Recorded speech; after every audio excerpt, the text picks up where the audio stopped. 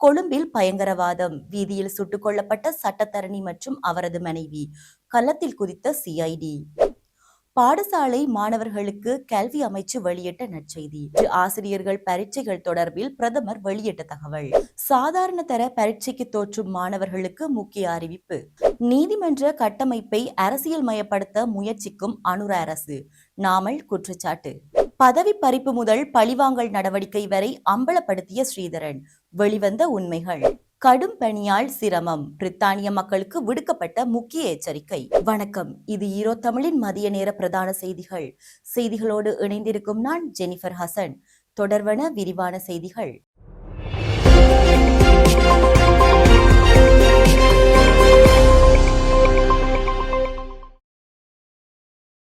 சட்டத்தரணி ஒருவரும் அவரது மனைவியும் படுகொலை செய்யப்பட்டமை தொடர்பில் விசாரணை மேற்கொள்வதற்காக குற்றப்புலனாய்வு திணைக்களம் மற்றும் விசேட அதிரடி பிரிவு அதிகாரிகள் உள்ளடங்கலாக 10 காவல்துறை குழுக்கள் ஈடுபடுத்தப்பட்டன. தலங்கம அக்ரோகொட பகுதியில் அமைந்துள்ள பல்பொருள் அங்காடி ஒன்றிற்கு முன்னால் சட்டத்தரணி ஒருவரும் அவரது மனைவியும் நேற்று பிற்பகல் சுட்டுக் கொல்லப்பட்டனர். இவ்வாறு கொல்லப்பட்டவர்கள் பிடிகல பகுதியை சேர்ந்த மெல்வாராட்சி எனும் சட்டத்தரணியும் அவரது மனைவியும் ஆவர். குறித்த சட்டத்தரணி கரன்தெனிய சுத்த என்ற குற்றவாளியின் நீதிமன்ற வழக்குகளில் முன்னிலையானவர் என காவல்துறையினர் தெரிவித்தனர். அத்துடன் தனது கட்சிக்காரரின் தகவல்களை லொகுபட்டி என்ற குற்றவாளி தலைமையிலான குழுவிற்கு வழங்கிய காரணத்தால் கரன்தெனிய சுத்தவினால் இந்த துப்பாக்கி சூடு நடந்திருக்கலாம் என பாதுகாப்பு பிரிவினர்கள் சந்தேகிக்கின்றனர். அக்ரோகொட பகுதியில் உள்ள பல்பொருள் அங்காடிக்கு முன்னால் நிறுத்தி வைக்கப்பட்டிருந்த ஜீப் வண்டியில் இருந்த தம்பதியினரை இலக்கு வைத்து நேற்று மாலை 5 மணியளவில் இந்த துப்பாக்கி சூடு நடாத்தப்பட்டது. காரொன்றில் வந்த குழுவினர் D56 ரக துப்பாக்கியை பயன்படுத்தி சுமார் 10 தடவைகள் சுட்டுவித்து தப்பியோடியதாக காவல்துறையினர் கூறினர். இதில் வாகனத்தில் இருந்த தம்பதியினர் சம்பவ இடத்திலேயே உயிரிழந்தனர். பாடசாலை மாணவர்களுக்கான காலணிக்கான வவுச்சர்களின் செல்லுபடி காலத்தை நீடிக்க கல்வி அமைச்சு நடவடிக்கை எடுத்துள்ளது. அதன்படி வவுச்சர்கள் செல்லுபடியாகும் காலம் நாளை மறுநாள் காலாவதியாகவிருந்தது. பின்னர் எதிர்வரும் பிப்ரவரி 28 வரை அவற்றின் செல்லுபடி காலத்தை நீடிக்க நடவடிக்கை எடுக்கப்பட்டுள்ளதாக அமைச்சர் தெரிவித்துள்ளது. 2026 ஆண்டில் பிரிவினாக்கள் மற்றும் சீலமாதாக்களின் தேர்ந்தெடுக்கப்பட்ட பாடசாலை மாணவர்கள், பொது மற்றும் திருச்சபை மாணவர்களுக்கு ரூபாய் 3000 மதிப்புள்ள காலணி வவுச்சர்களை வழங்கி கல்வி அமைச்சு நடவடிக்கை எடுத்துள்ளமை குறிப்பிடத்தக்கது. இடம்பெற்று வரும் வழக்குகள் தொடர்பான நீதிமன்ற தீர்ப்புகளின் படியே ஆசிரியர் பரீட்சைகள் நடாத்தப்படும் என பிரதமர் ஹரிணி அமரசூரிய தெரிவித்துள்ளார்.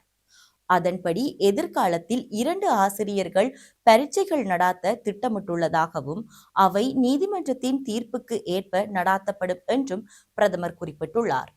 அத்துடன் பெறப்பட்ட கோரிக்கைகளை கருத்தில் கொண்டு பட்டம் பெற்ற திகதிகள் தொடர்பான நிபந்தனைகளை திருத்துமாறு நீதிமன்றத்திடம் கோருவதற்கு நடவடிக்கை எடுத்துள்ளதாகவும் அவர் கூறியுள்ளார். புதிய கல்வி சீர்திருத்தங்கள் குறித்து மொனராகலை மாவட்ட கல்வி அதிகாரிகளுக்கு தெரிவிக்க மொனராகலை ரோயல் கல்லூரியில் நடைபெற்ற கலந்துரையாடலில் பங்கேற்ற போது பிரதமர் இவற்றை தெரிவித்துள்ளார். காப்போத்த சாதாரண தர பரீட்சை பரீட்சார்த்திகளுக்கு தேசிய அடையாள அட்டை தகவல் உறுதிப்பத்திரங்களை வழங்குவது தொடர்பில் ஆட்பதிவு திணைக்களம் அறிவிப்பொன்றை வெளியிட்டுள்ளது. அதன்படி காலி, குருநாகல், வவுனியா, மட்டக்களப்பு மற்றும் நுவரெலியாவில் உள்ள திணைக்களத்தின் தலைமையகம் மற்றும் மாகாண அலுவலகங்களில் பிப்ரவரி 14 சனிக்கிழமை காலை 8:30 மணி தொடக்கம் 12:30 வரை பரீட்சார்த்திகளுக்கான NIC தகவல் உறுதிப்பத்திரங்கள் வழங்கப்பட்டுள்ளதாக அறிவிக்கப்பட்டுள்ளது.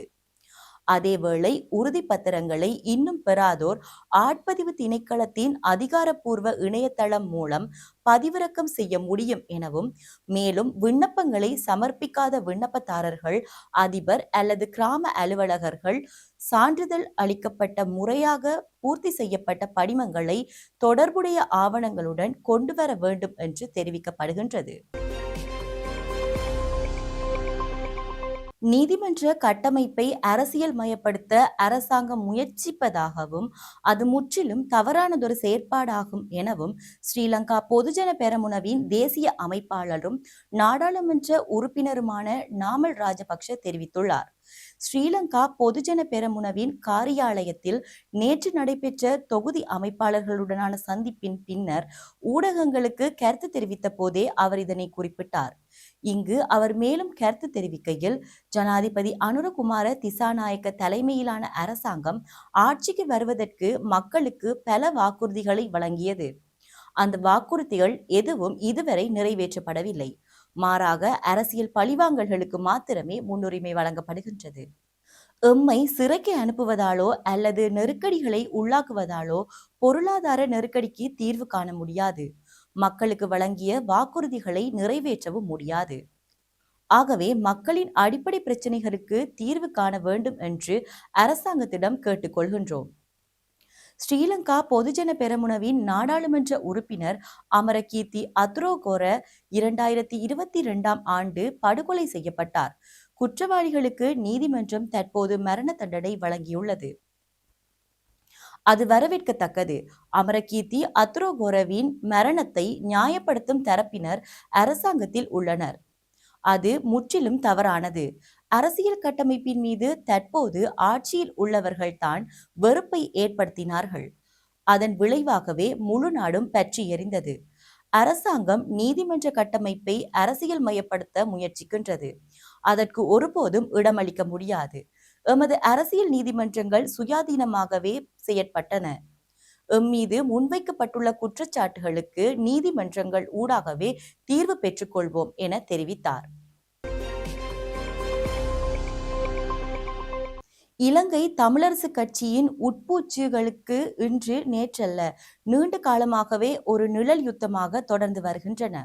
குறிப்பாக கட்சியின் தலைவராக தெரிவு செய்யப்பட்ட நாடாளுமன்ற உறுப்பினர் சிவஞானம் ஸ்ரீதரன் மீது தொடுக்கப்பட்டு வரும் தொடர்ச்சியான அரசியல் நகர்வுகள் அவரை திட்டமிட்டு பலவீனப்படுத்தும் ஒரு நீண்ட கால வியூகமாகவே விமர்சிக்கப்பட்டு வருகின்றன. ஸ்ரீதரன் தலைவராக தெரிவு செய்யப்பட்ட கணத்தில் இருந்தே அவருக்கு எதிரான முரண்பாடுகள் கட்சிக்குள் கூர்மையடைந்தன. இந்த நிலையில் மக்களாணை பெற்ற ஒரு தலைவரை உட்கட்சி அதிகார போட்டியில் முடக்க நினைப்பது ஆரோக்கியமானதல்ல என்ற அடிப்படையில் பல கருத்துக்கள் முன்வைக்கப்பட்டு வருகின்றன. தொடர்ச்சியான சட்ட சிக்கல்கள், பதவி பறிப்புகள் மற்றும் இராணுவ ஆதரவாளர்கள் போன்ற போலி பிம்பங்களை உருவாக்குவது என அனைத்து முறைகளிலும் ஸ்ரீதரன் நெருக்கடிக்குள்ளாக்கப்பட்டு வருகின்றார். இவ்வாறு சுமந்திரன் மற்றும் சாணக்கியன் ஆகியோர் அண்மையில் அரசியல் நகர்வுகள் ஸ்ரீதரனுக்கு ஆதரவான மக்கள் தளத்தில் பெரும் கொதிநிலையை ஏற்படுத்தியுள்ளன. ஒரு மக்கள் பிரதிநிதியை இவ்வாறான விமர்சனங்கள் மூலம், நிர்வாக முடக்கல்கள் மூலம் ஓரங்கட்ட முனைவது தமிழரசு கட்சியின் நீண்ட கால அரசியல் ஒற்றுமையை சிதைப்பதோடு மட்டுமல்லாது தமிழ் தேசிய அரசியலையே பலவீனப்படுத்தும் ஒரு ஆபத்தான போக்காகவே உருவெடுத்து வருகின்றமை குறிப்பிடத்தக்கது. பிரித்தானியாவில் பல பகுதிகளுக்கு பனிப்பொழிவு மற்றும் உறைபனி குறித்த எச்சரிக்கை விடுக்கப்பட்டுள்ளதாக செய்திகள் வெளியாகியுள்ளன. பனிப்பொழிவு மற்றும் உறைபனி குறித்த எச்சரிக்கை விடுக்கப்பட்டுள்ள நிலையில் பொதுமக்கள் மற்றும் வாகன சாரதிகள் அதிக கவனத்துடன் இருக்குமாறு அறிவுறுத்தப்பட்டுள்ளது. நேற்று முதல் நாளை வரை மாலை 4 மணி முதல் இரவு 8 மணி வரை வேல்ஸ் மற்றும் பிரித்தானியாவின் பல பகுதிகளில் இந்த உறைபனி எச்சரிக்கை நடைமுறையில் இருக்கும் என தெரிவிக்கப்பட்டுள்ளது. இன்று மட்டும் வடக்கு பிரித்தானியா மற்றும் ஸ்கொட்லாந்து பகுதிகளில் இரவு 9 மணி முதல் கடும் பனிப்பொழிவு எச்சரிக்கை விடுக்கப்பட்டுள்ளது. கடுமையான குளிரை கருத்தில் கொண்டு முதியவர்கள் மற்றும் நீண்ட நாள் உடல்நல குறைபாடு கொண்டுள்ள மக்கள் கூடுதல் கவனமுடன் இருக்க அறிவுறுத்தப்பட்டுள்ளது. பனிப்பொழிவு காரணமாக சாலைகள் வழுக்கக்கூடும் மற்றும் பார்வை திறன் குறைபாடு ஆகிய ஆபத்துக்கள் ஏற்படும். எனவே உள்ளூர் சாலைகள் நிலவரங்களை சரிபார்த்துவிட்டு வெளியே பயணங்களை மேற்கொள்ளுமாறு அறிவுறுத்தப்பட்டமை குறிப்பிடத்தக்கது. செய்திகளின் நிறைவாக மீண்டும் தலைப்புச் செய்திகள். கொழும்பில் பயங்கரவாதம், வீதியில் சுட்டுக் கொல்லப்பட்ட சட்டத்தரணி மற்றும் அவரது மனைவி, களத்தில் குதித்த சிஐடி. பாடசாலை மாணவர்களுக்கு கல்வி அமைச்சு வெளியிட்ட நற்செய்தி. ஆசிரியர்கள் பரீட்சைகள் தொடர்பில் பிரதமர் வெளியிட்ட தகவல். சாதாரண தர பரீட்சைக்கு தோற்றும் மாணவர்களுக்கு முக்கிய அறிவிப்பு. நீதிமன்ற கட்டமைப்பை அரசியல் மயப்படுத்த முயற்சிக்கும் அனுர அரசு, நாமல் குற்றச்சாட்டு.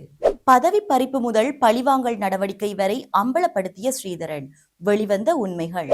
கடும் பணியால் சிரமம், பிரித்தானிய மக்களுக்கு விடுக்கப்பட்ட முக்கிய எச்சரிக்கை. இத்துடன் ஈரோ தமிழின் மதிய நேர பிரதான செய்திகள் நிறைவடைந்தன. நன்றி.